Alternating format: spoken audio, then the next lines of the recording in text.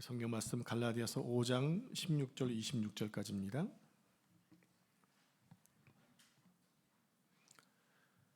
갈라디아서 5장 16절로 26절까지 말씀을 한 절씩 교독하겠습니다. 내가 이르노니 너희는 성령을 따라 행하라. 그리하면 육체 욕심을 이루지 아니하리라. 육체의 소욕은 성령을 거스르고 성령은 육체를 거스르나니 이 둘이 서로 대적하므로 너희가 원하는 것을 하지 못하게 하려 함이니라. 너희가 만일 성령의 인도하시는 바가 되면 율법 아래에 있지 아니하리라. 육체의 일은 분명하니 곧 음행과 더러운 것과 호색과 우상 숭배와 주술과 원수 맺는 것과 분쟁과 시기와 분냄과 당 짓는 것과 분열함과 이단과 투기와 술 취함과 방탕함과 또 그와 같은 것들이라. 전에 너희에게 경계한 것 같이 경계하노니 이런 일을 하는 자들은 하나님의 나라를 유업으로 받지 못할 것이요 오직 성령의 열매는 사랑과 희락과 화평과 오래 참음과 자비와 양선과 충성과 온유와 절제니 이 같은 것을 금지할 법이 없느니라. 그리스도 예수의 사람들은 육체와 함께 그 정욕과 탐심을 십자가에 못 박았느니라. 만일 우리가 성령으로 살면 또한 성령으로 행할지니. 같이 읽겠습니다. 헛된 영광을 구하여 서로 노엽게 하거나 서로 투기하지 말지니라. 아멘. 이 말씀은 살아계신 하나님의 말씀입니다. 아멘. 오늘은 갈라디아서 강의 22번째 시간입니다. 성령의 열매를 맺으려면 이라는 제목으로 말씀을 묵상하겠습니다. 성경은 열매를 많이 강조하고 있습니다. 마태복음 3장에 보면 회개에 합당한 열매를 맺으라. 요한복음 15장에는 나는 포도나무에 너희는 가지니 그가 내 안에 거하면 많은 열매를 맺고 라고 되어 있죠. 그 외에도 성경은 열매라는 단어를 가지고 영적으로 설명하는 경우가 많이 있습니다. 그렇게 설명하는 이유는 하나님께서 우리의 영적 상태를 점검하시고 평가하실 때 우리가 맺고 있는 열매를 통해 점검하시고 평가하신다는 겁니다. 오늘 아침에 식사 후에 사과 반쪽을 먹었습니다. 최근에 먹어본 것 중에 진짜로 맛있었습니다. 이 사과가 나를 위해 잘 자랐다는 것이 너무나 감사하고 고마웠습니다. 여러분, 과일을 샀는데 맛이 없으면 속상하고 기분 나쁘잖아요. 그런데 너무 맛있으니까 이 감사가 나오는 거예요. 그러면서 나는 과연 어떤 열매를 맺고 있나를 생각해 보게 되었습니다. 우리 함께 마태복음 7장 17절로 20절까지 말씀 한 절씩 교독하겠습니다. 이와 같이 좋은 나무마다 아름다운 열매를 맺고 못된 나무가 나쁜 열매를 맺나니 좋은 나무가 나쁜 열매를 맺을 수 없고 못된 나무가 아름다운 열매를 맺을 수 없느니라. 아름다운 열매를 맺지 아니하는 나무마다 찍혀 불에 던져지느니라. 이러므로 그들의 열매로 그들을 알리라. 아멘. 열매로 나무를 안다고 말합니다. 바라기는 우리가 좋은 열매를 맺는 좋은 나무가 되어지기 원합니다. 이렇게 열매가 중요한 개념이기 때문에 오늘 본문에 열거된 성령의 9가지 열매에 대해서 좀 더 깊이 묵상하는 것이 필요하다는 생각을 갖게 되었습니다. 성령의 9가지 열매들을 하나씩 한 주씩 살펴보기로 결정을 했는데 그냥 지난주에 퉁 쳐서 2주에 끝나기로 했던 것을 그러면 너무 안 되겠다. 왜? 너무 중요한 열매인데. 그래서 한 주씩 살펴보기로 결정을 했습니다. 조금 지루할 수도 있을지 모르겠지만 어차피 한 주에 한 번씩 듣는 거니까 이 9개 열매를 통해서 예수님의 성품을 닮아갔으면 좋겠습니다. 오늘은 첫 번째 시간으로 성령의 열매에 대한 전체적인 전제를 한번 생각해 보겠습니다. 본문 16절 17절 말씀 한 절씩 교독하겠습니다. 내가 이르노니 너희는 성령을 따라 행하라. 그리하면 육체의 욕심을 이루지 아니하리라. 육체의 소욕은 성령을 거스르고 성령은 육체를 거스르나니 이 둘이 서로 대적하므로 너희가 원하는 것을 하지 못하게 하려 함이니라. 아멘. 우리는 지난주에 육체의 소욕에 대해서 묵상을 했었죠. 육체의 소욕. 우리가 아무리 성령 충만하더라도 육체의 소욕으로부터 자유롭지 못하다고 말씀을 드렸습니다. 오히려 성령 충만한 사람일수록 영적 전쟁에 더 민감하게 되죠.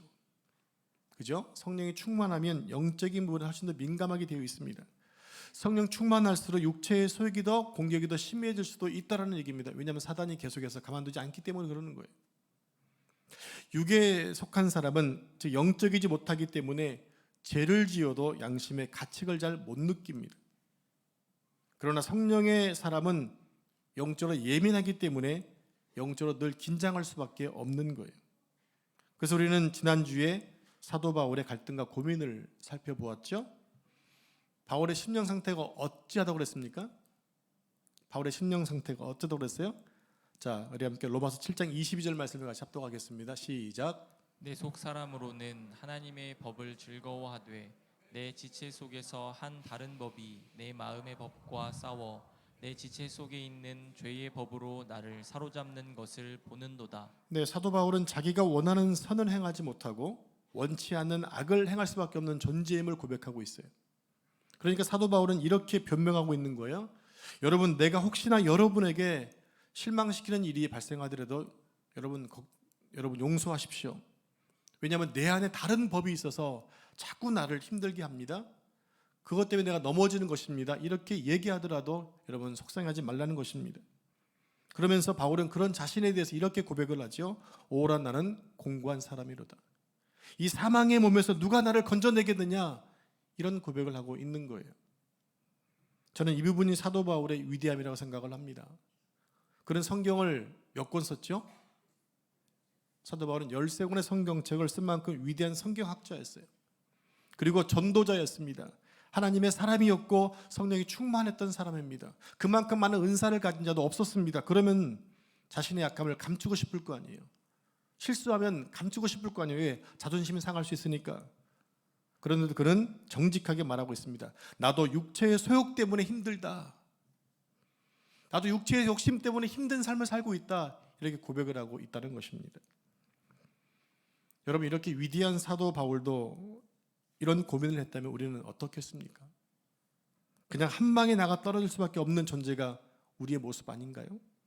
그렇기 때문에 우리는 하나님과 사람 앞에서 자신의 나약함을 솔직하게 인정하는 게 필요합니다. 나도 그렇게 실수할 수 있는 사람입니다. 단 동시에 남의 실수도 받을 수 있는 은혜가 있어야 한다는 거죠. 우리가 아무리 성령 충만해도 사라지지 않는 육체의 소욕이 우리 안에 있음을 인정하는 것이 필요하다는 겁니다. 사도 바울도 그랬잖아요. 그러므로 우리도 항상 경계하고 조심해야 하는 것입니다. 우리가 이렇게 날마다 경계하고 조심해야 하지만 한 가지 위로가 되는 게 뭐냐면 다른 한편에서는 승리에 대한 확신을 가지고 살 수 있기 때문입니다. 왜 그렇습니까? 성령 하나님이 우리 속에 들어와서 계시기 때문에 그래요.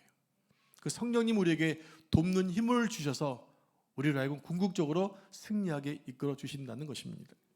자, 본문 17절에 보면 이 육체의 소욕이라는 표현이 나오죠. 육체의 소욕. 이 소욕이라는 단어를 원어와 영어로 보게 되면 이 패션이라는 단어입니다. 패션. 이런 옷인 패션이 아니고요. 한국말로 열정이라는 뜻입니다. 이 소욕이라는 단어가 열정인데 이것은 중립적인 가치예요. 중립적.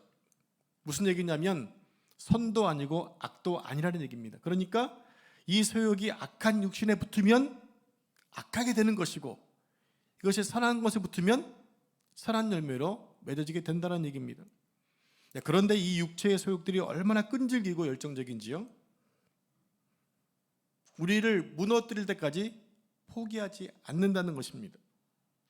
이 소욕이 얼마나 끈질긴지 우리의 잠자리까지 꿈속에까지 찾아와서 우리를 괴롭힙니다. 그 욕심에 붙잡히면 잠도 못 자요. 왜요? 그것을 어떻게 꾸며가야 되나, 어떻게 처리해야 되나 이 생각 때문에 잠이 안 오는 거죠. 그러신 적 많이 있으시죠? 솔직해지시라니까. 무엇에 꽂히면 여러분들 잠이 잘 안 올 때가 있잖아요. 그게 뭡니까? 이게 육체의 소욕이라는 말이에요. 또 반대로 성령 충만하게 무엇인가 계속 하나님에 대한 꿈을 꿔도 잠을 잘 못 자요. 누가 주는 소욕이에요? 성령이 주신 소욕이에요. 우리에게 위로가 되는 것이 있습니다. 육체의 소욕과 마찬가지로 우리를 보호하시고 지키시는 성령의 소욕이 있기 때문입니다. 그 성령님의 열정이 저같이 평범하고 부족한 인생에도 함께 하셔서 늘 승리케 해주시는 것을 경험하게 됩니다. 이것이 제게는 큰 위로가 되어지고 소망이 되어집니다. 그 성령님의 열정과 열심 때문에 제가 살고 있고 목회를 하고 있기 때문에 그렇습니다. 제가 가장 잘할 수 있는 것이 무엇이냐? 성령님께 붙어 있는 거예요. 여러분도 그것에 전문가가 되시기 바랍니다. 성령께 붙어 있으면 됩니다. 점점 멀어지지 마시고 성령과 가까워지라는 거예요. 그러면 주님께서 우리를 선하게 이끌어 가십니다. 자, 이런 차원으로 오늘 여러분 본문의 성령의 열매들을 기대하면서 한 항목씩 살펴보겠습니다. 바라기는 이 기회를 통해서 여러분 모두에게 성령의 9가지가 충만하게 충실하게 맺어지기를 축복합니다. 먼저 성령의 열매들의 특징을 2가지만 살펴봅니다. 첫 번째로 성령의 열매를 어떻게 맺을 수 있는가라는 겁니다. 성령의 9가지 열매가 지금 본문에 나와 있잖아요. 그러면 그 열매들을 어떻게 맺을 수 있을까라는 거죠. 여러분, 성령의 열매 어떻게 맺나요? 성령의 열매는 당연히 성령님을 의지해야만 맺을 수 있습니다. 성령을 가진 자, 성령을 품은 자, 성령에 충만한 자만 성령의 열매를 맺을 수 있다는 것입니다. 당연히 우리가 성령의 사람이 되어지게 되면 성령의 열매를 맺을 수 있다는 얘기입니다.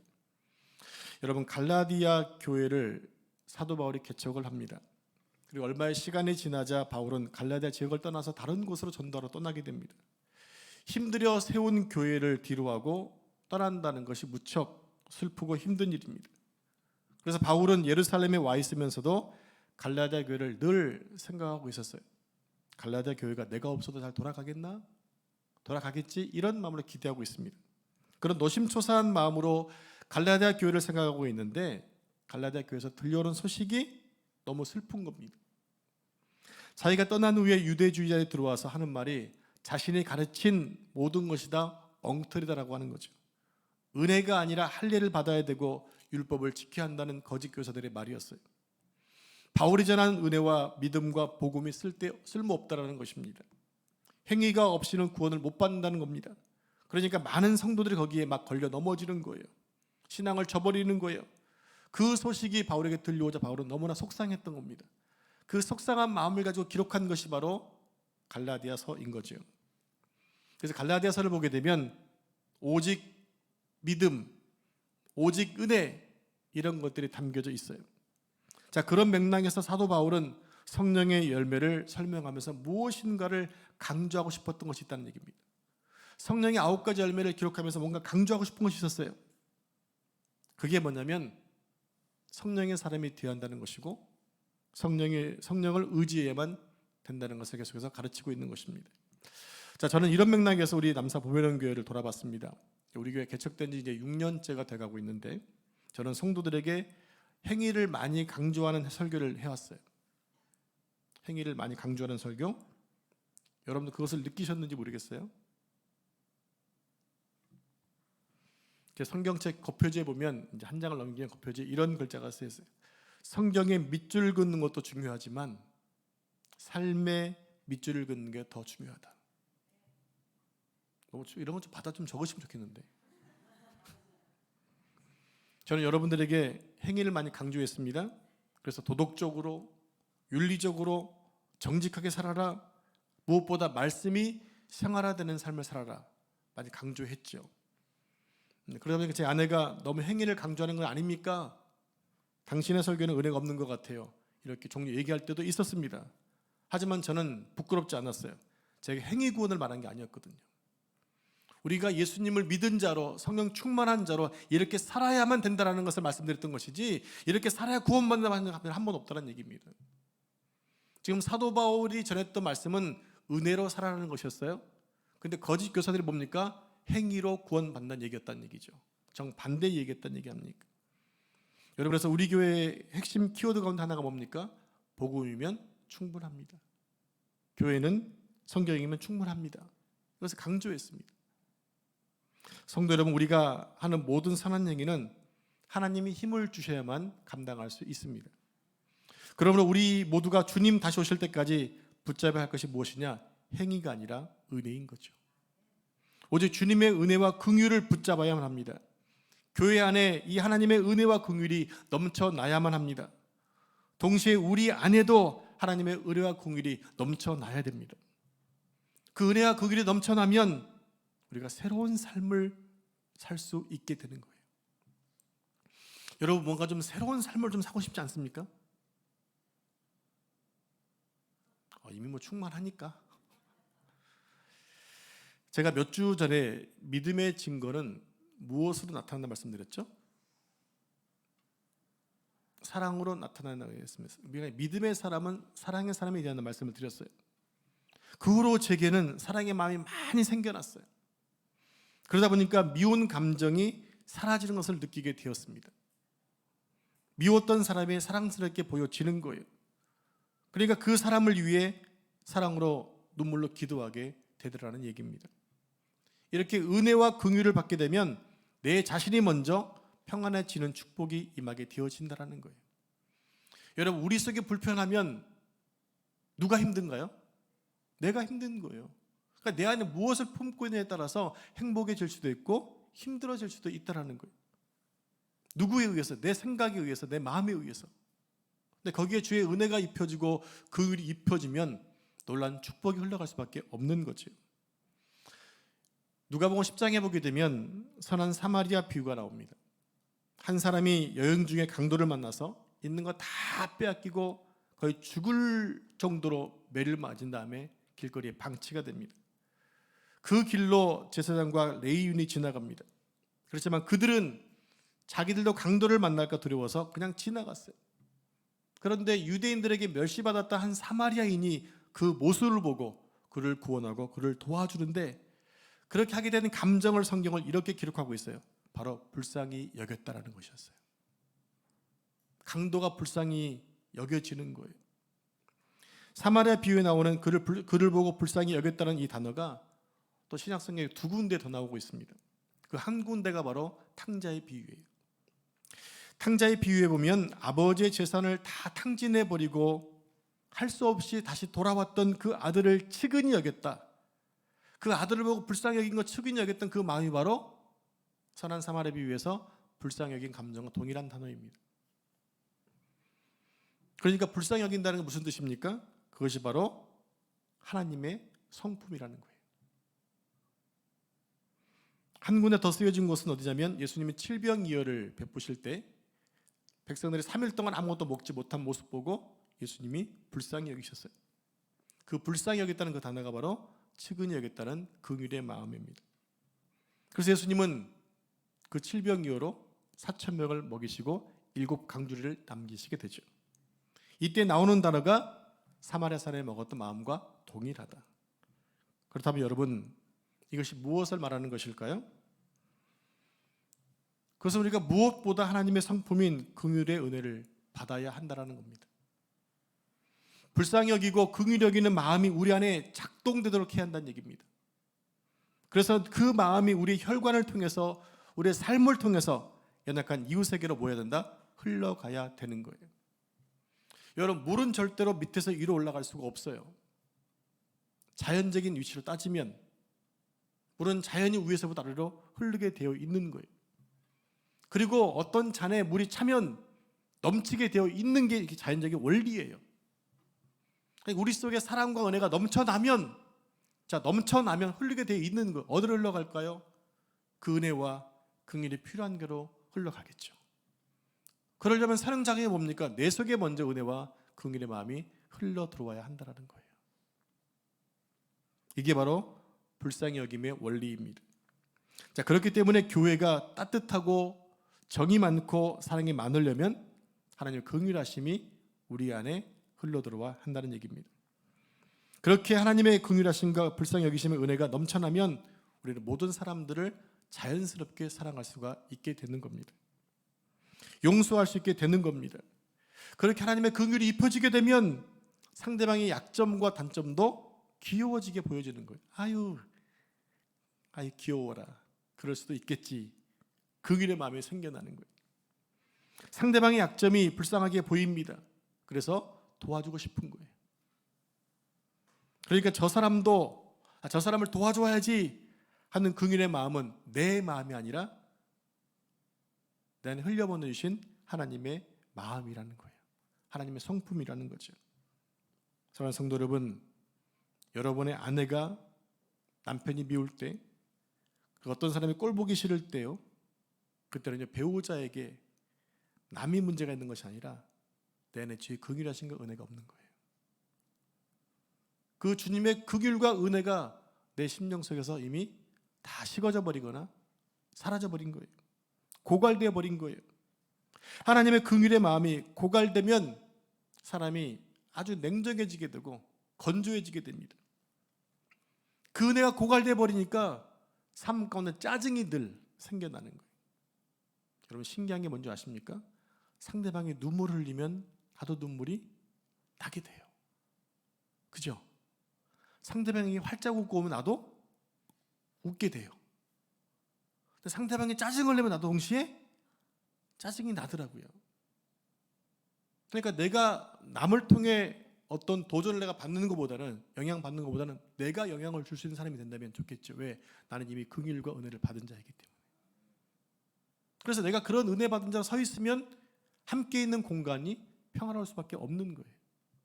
여러분 가정이 평안하고 교회가 평안할 수밖에 없는 거죠. 그것을 누가 해야 된다? 여러분이 해야 되는 거예요. 내가 해야 되는 거예요. 늘 남에게서 문제를 찾지 말고 나에게 혹시나 주의 긍휼과 사랑이 없는 것은 아닌지, 식어진 것은 아닌지 돌아봐야 한다라는 겁니다. 저에게 매일 글을 보내주시는 목사님이 한 분이 계세요. 오늘도 주일 아침에 짧은 글을 보내주셨는데 잠깐 소개하겠습니다. 나이가 든다는 것은 용서할 일보다 용서받을 일이 많아지는 것이다. 나이가 든다는 것은 보고 싶은 사람보다 볼 수 없는 사람이 많아지는 것이다. 그렇습니다. 나이 먹을수록 용서받을 일이 많은데 왜 우리는 오히려 내가 상처받았다고 억울하다고 속상하다고 말하는 것일까요? 이 말에 저에게 짧은 편지였는데 아주 마음에 와닿았어요. 우리는 왜 남들의 하루 삶을 보면서 우리는 왜 그렇게 하나님의 은혜와 사랑받는 데는 인색하고 상처받는 것에 익숙할까요?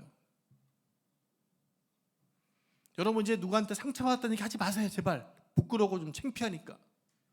이 정도 살았으면 그 얘기는 안 해야 되는 거 아니에요?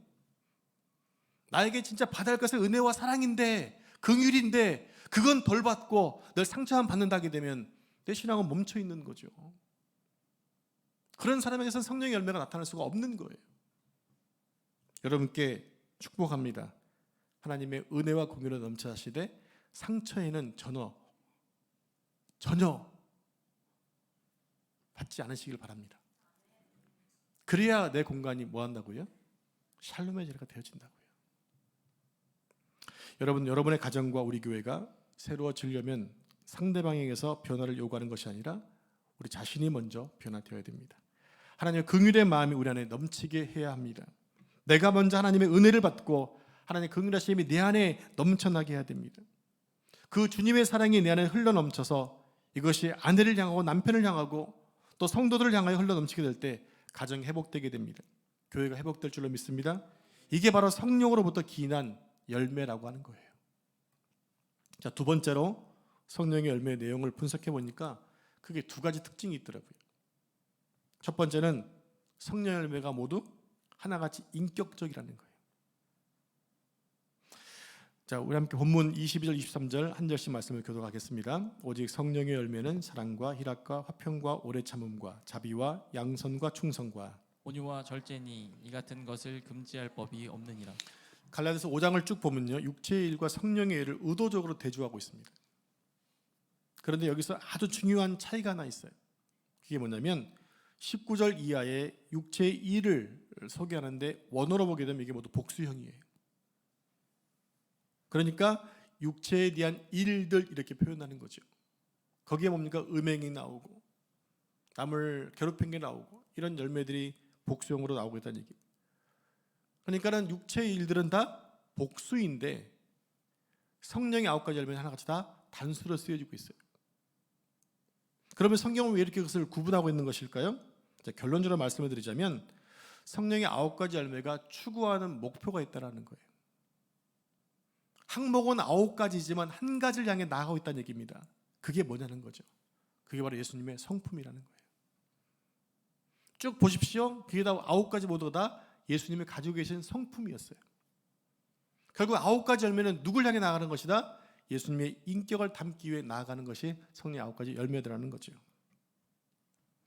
고린도후서 12장에 전서 12장에 보게 되면 성령의 은사들을 기록하고 있죠. 우리가 조금 전에 예배원 찬송을 불렀어요.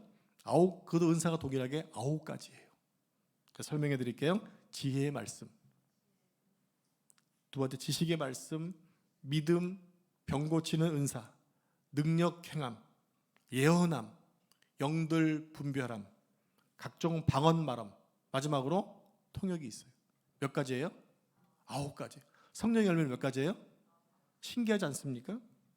자, 이런 성령의 은사를 가지신 분들이 많이 계세요. 또 부럽죠. 여러분은 어떤 은사를 받으셨나요?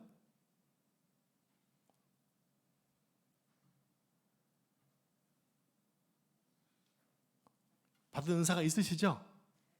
그 은사는 여러분들 그것을 가지고 하나님의 일을 하는 것입니다. 은혜는 받아 누리는 거지만 은사는 그걸 통해 일을 하는 거, 사역을 하는 거예요. 그런데 정말 중요한 것이 뭐냐면 악령도 능력을 행한다는 사실입니다. 우리가 성령의 은사를 사모하고 그 은사를 경험하기 원하지만 그 성령의 은사가 성령의 은사인지 가짜인지, 심지어는 악한 영에 의한 것인지를 분별할 수 있는 잣대가 있다는 거예요. 그게 뭐냐? 그 사람이 예수님의 성품을 닮았는가라는 거예요.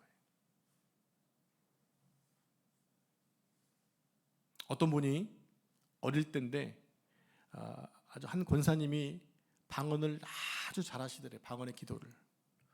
근데 그 권사님의 삶의 모습이 너무 시험에 들게 하더라는 거예요. 그래서 그분이 방언 행사를 오는 걸 거부했다고 그래요. 왜냐? 나도 저분처럼 될까봐. 어린 나이에 너무 큰 상처를 받은 거죠. 무엇을 얘기하는 것입니까? 성령의 은사를 받은 자는 바로 예수님의 성품을 닮아서 인격적으로 살 수밖에 없다라는 거예요. 제가 지난주에 말씀드렸나요? 성령 충만하면 한국 교회는 신기하게 목소리가 낮아지고 눈빛이 빛나게 되고 고개가 뻣뻣해진다고 말씀드렸잖아요. 성령의 은사를 받으면 사람들은 더 겸손해질 수밖에 없는 거예요. 왜냐하면 예수님도 겸손하셨잖아요. 근데 예수님을 따라가고 예수님께 받은 은혜가 있는 사람들이 도리어 예수님보다 교만해지면 문제가 있는 거 아닐까요? 결국 방언을 하고 예언을 하고 심지어 병을 고치는 은사가 있다 하더라도 그 사람의 인격이 비상식적이라고 한다면 성령의 은사라고 말할 수 없다라는 겁니다. 그러므로 결국 오늘 우리 교회를 포함해서 온 열방의 모든 그리스도인들이 추구해야 될 목표는 딱 하나예요. 바로 예수 그리스도의 인격을 닮은, 예수 그리스도의 마음을 담는 사람이 되는 것이 목표라고 하는 거예요. 오늘날의 시대는 결과만 보는 세대죠. 결과만 보는 세대. 열매만 보는 세대예요. 그러나 성경이 강조하는 것은요, 성령의 열매는 오직 예수님의 성품을 닮아가는 데 있다라고 하고 있습니다. 자, 두 번째 성령의 열매는 모두 관계지향적이라는 것입니다. 첫 번째가 뭐였어요? 인격적이다. 두 번째는 관계지향적이다. 사도 바울은 성령의 9가지 열매를 쭉 열거한 후에 마지막 25절 이하에서 이런 결론을 지어요. 우리 25절 26절 말씀을 한 절씩 교독하겠습니다. 만일 우리가 성령으로 살면 또한 성령으로 행할지니 헛된 영광을 구하여 서로 노엽게 하거나 서로 투기하지 말지니라. 여러분, 이 말씀이 무엇을 말하는 것일까요? 이 말씀의 핵심은요, 모든 성도들이 성령의 사람이 되어서 서로 다투지 말고 질투하지 말라는 말입니다. 여러분, 옆에 사람이 은혜를 받고 은사를 행하면 여러분 마음이 어떠실 것 같아요? 아니면 그냥 질투가 나서 시기가 나서 험담합니까? 좀 솔직해지시면 어떠실 것 같아요? 어떤 사람이 나도 교회 온 지 얼마 안 됐는데 훨씬 복을 많이 누려요. 그럼 축하해 주시는 마음이 더 크겠습니까? 아니면 질투하겠습니까? 어떤 마음이 더 큰 것 같아요? 솔직히 성령의 사람은 그러면 안 된다고 말씀하세요.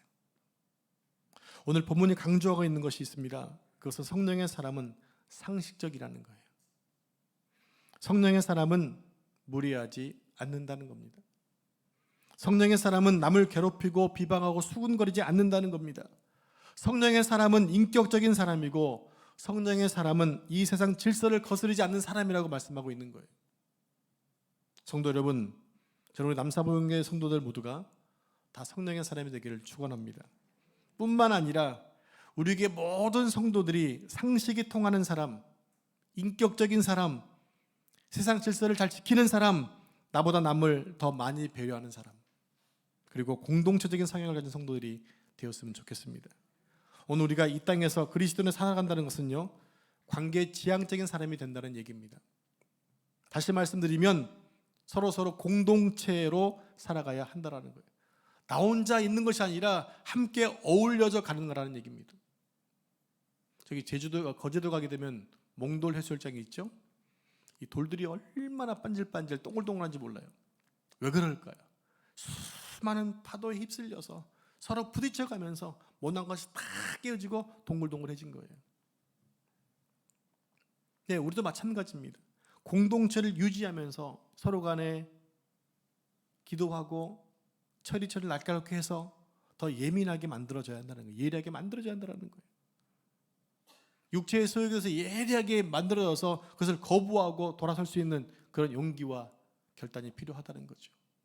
그냥 물에 술 탄 듯 그렇게 사는 인생이 아니라 정확하게 성도로서 자리매김하는 게 필요하다는 거예요.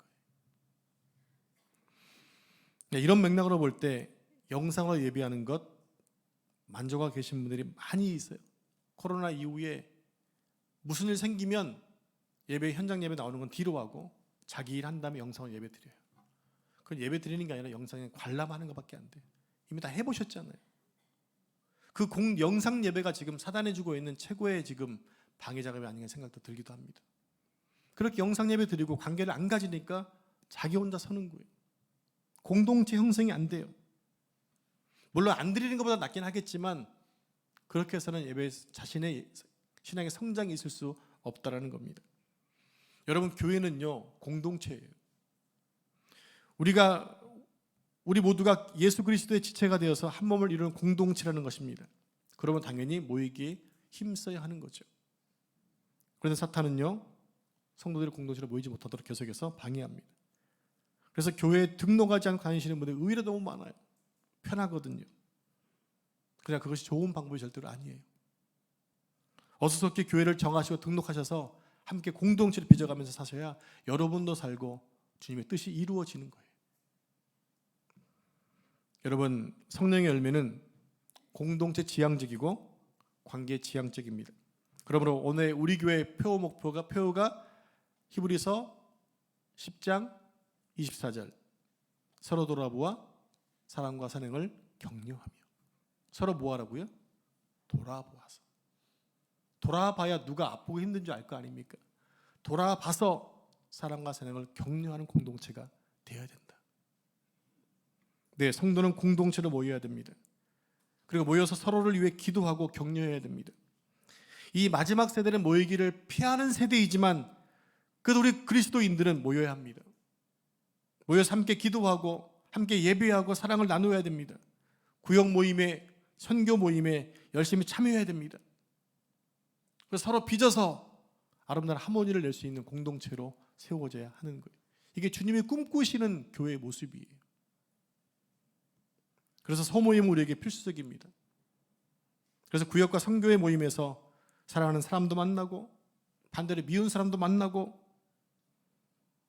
다 내 마음에 드는 게 아니잖아요. 나도 내 마음에 안 들 때가 많이 있는데 내 배우자도 마음에 안 들 때가 많이 있는데 어떻게 똑같이 맞겠어요?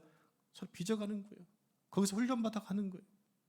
그 모습을 통해 온전한 공동체를 이루어가는 것, 이게 신앙의 연륜이 되어지는 거죠. 오늘 여러분 중에 혹시 마음이 힘드신 분들이 계시다면 이 시간 성령의 충만함이 임하시기 바랍니다. 그래서 성령의 사람으로서 성령의 열매를 많이 맺어갈 수 있기를 바랍니다. 그리고 관계 지향적인 성령의 열매가 여러분 속에만 고요있지하게 마시고 그것이 흘러가도록 힘쓰시기를 바랍니다. 저는 이 시간 설교를 마무리하면서 여러분께 한 가지 숙제를 드리고자 합니다. 이번 주 한 주간 동안 누군가에게 사랑과 선행으로 서로를 격려하는 시간을 꼭 가졌으면 좋겠다는 숙제입니다. 오늘 여러분의 따스한 손길을 누군가 기다리고 있는 사람이 있을 수도 있습니다. 잘 기도하면서 떠올려 보시기 바랍니다. 그래서 우리가 하나님께 은혜와 긍휼과 자비를 입은 자로서 이번 한 주간 누구에겐가 사랑의 손길을 흘려보냈으면 좋겠어요. 예를 들어 핸드폰 문자로 격려한다라든지, 이메일로 격려해 준다라든지, 또 누군가에게 따뜻한 식사 한 끼를 대접한다라든지, 아니면 커피 한 잔을 쏜다라든지 작은 선물로 격려해 보시기 바랍니다. 여러분의 순종하셔서 이 숙제를 하신다면 대접하는 여러분이나 대접받는 분들에게 놀라운 회복을 경험하게 될 것입니다. 그리고 무엇보다 내가 하나님의 은혜와 긍휼을 입은 자이고 성령을 받은 자이고 성령의 열매를 맺고 있는 자임을 알게 될 것입니다. 그 은혜가 여러분 남은 생애 동안에 흘러 넘쳐서 그 은혜로 인하여 늘 승리하는 여러분 되기를 축복합니다. 기도하겠습니다. 하나님 아버지, 이 시간 육신의 소욕으로 가득 차 있는 우리 마음에 하나님의 은혜와 긍휼로 가득 채워 주시옵소서. 허무하고 빈 마음에 성령 하나님 충만하게 임하여 주시옵소서.